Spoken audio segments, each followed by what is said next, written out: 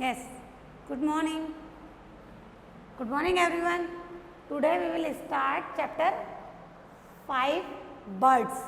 So today we will start remaining part of chapter 5.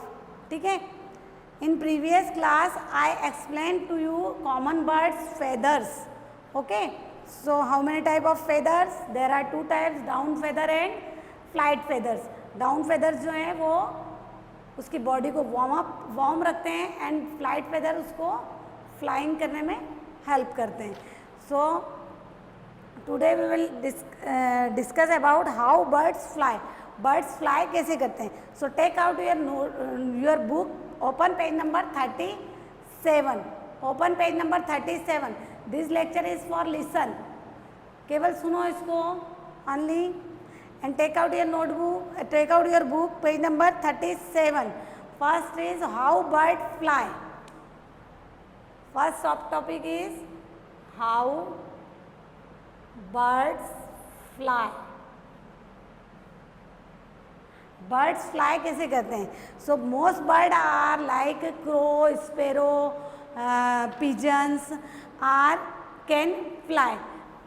Crow, some birds like sparrow, crow, मैना and pigeon, parrots can fly, but some birds cannot fly, like ostrich, kiwi, penguin cannot fly. So birds are able to fly. जो birds fly कर सकते हैं वो birds क्यों fly करते हैं? Because of their body structure.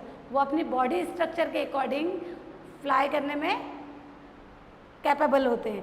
So first body structure होता है उसका, their body are light but strong. उनकी बॉडी लाइट यानी हल्की होती है और स्ट्रॉन्ग होती है और मजबूत होती है. हल्की है लेकिन मजबूत है. Most of their bones are hollow and light.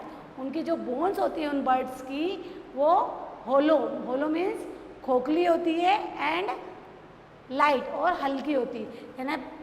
जैसे ये ऐसे बोन्स होती है तो बोन्स अंदर से कुछ भी नहीं रहता है इसके अंदर. ये बिल्कुल होलो है ना, खोखली रहती है और ये इसके कारण ये हल्की होती है और इसी वजह से ये फ्लाई करने में कैपेबल है. Third one is their body shaped is boat shaped. उनकी बॉडी का शेप जो होता है वो बोट लाइक स्ट्रक्चर होता है. Them fly through the air smoothly.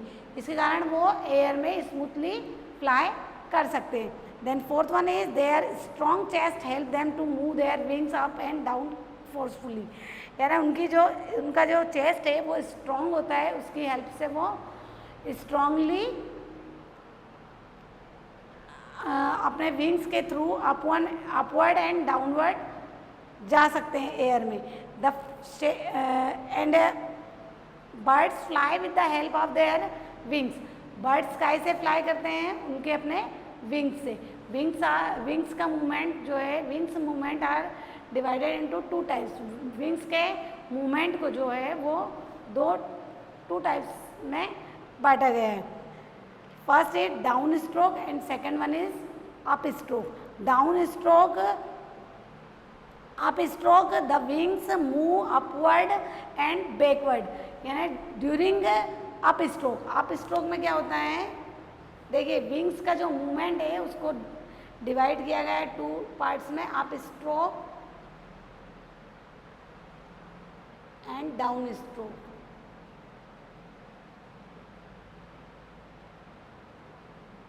During up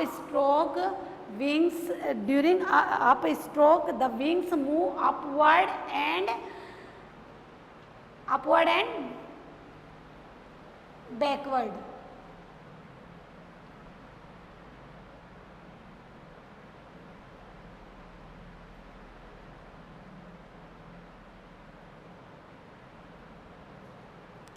upward and backward, and during down stroke the wings move downward and forward.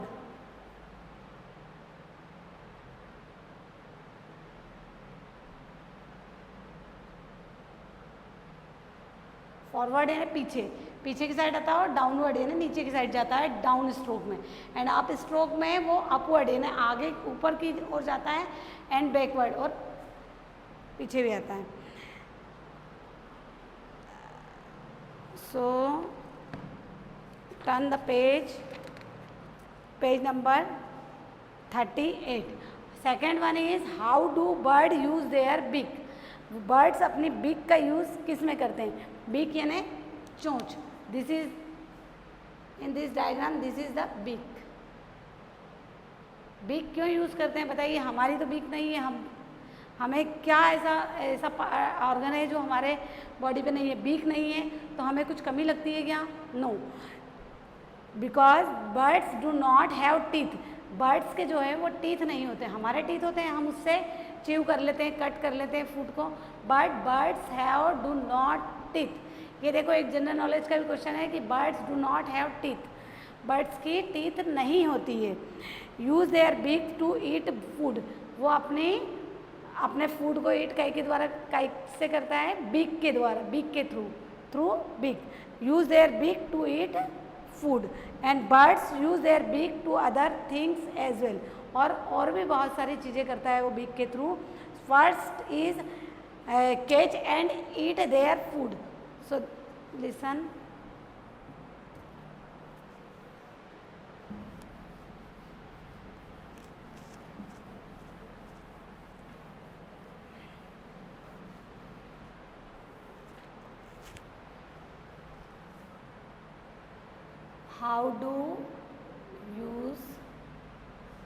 How do bird use their beak?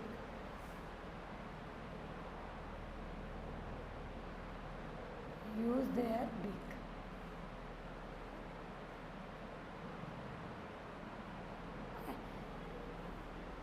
So birds do not have teeth. Birds do not have teeth.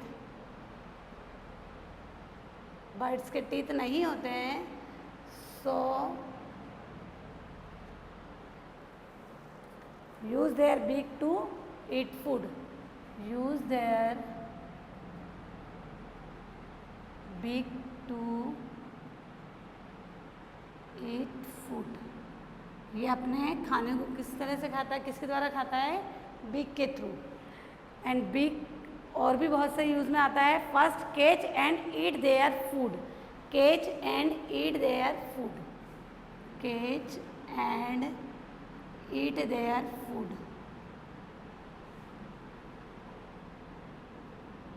ये किसी भी food को catch करने में अपनी beak की help लेता है. Second one is pick up twig to build a nest. Pick up twig and build a nest. twig means क्या होता है? twig means तिनका. ये twig को यानी तिनके को अपने बीक से पिकअप करता है, उठाता है. एंड बिल्ड अप नेस्ट, और अपना नेस्ट, अपना घोंसला बनाता है, अपना घर बनाता है. आपने देखा होगा ना कहीं पर कि बर्ड से छोटे छोटे वुडन पीसेस को अपनी बीक के थ्रू कैच करके रखता है और पकड़ के पिकअप करके कहीं एक जगह पे इकट्ठा करता है और वहाँ पर वो अपना नेस्ट फॉर्म करता है. So pick up twig and build up nest. Third one is feed their young ones. वो अपने यंग वंस यानी अपने बच्चे को फीड यानी खाना खिलाता है उसके द्वारा. Feed their young once.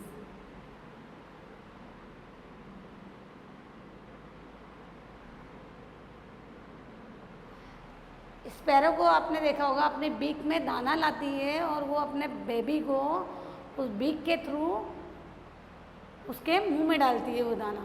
तो फीड देयर यंग वंस. वो अपने यंग वंस को उसके बीक के थ्रू फीड करवाता है. And fourth, defend themselves. Defend means to protect from danger. यानी वो किसी भी डेंजर से यानी किसी भी डेंजर कंडीशन से अपने आप को सुरक्षित करता है बीक के through. So defend themselves. Fourth one is defend themselves. Defend means protect from dangerous. अपने किसी भी डेंजरस कंडीशन से अपने आप को प्रोटेक्ट करता है through beak. and fourth one is preen themselves. Preen means preen. Fifth one is preen themselves. Preen themselves. Preen means वो अपने जो फेदर की सफाई भी बिक के थ्रू करता है. Preen means tidying and cleaning feather with बिक, यानी क्लीनिंग विथ बिक. सो प्रीन का मीन्स आप लिख सकते हो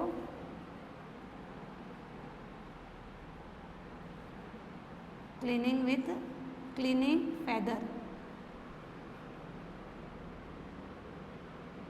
विथ बिक. बिक के थ्रू अपने फेदर्स का क्लीन भी करता है. ओके.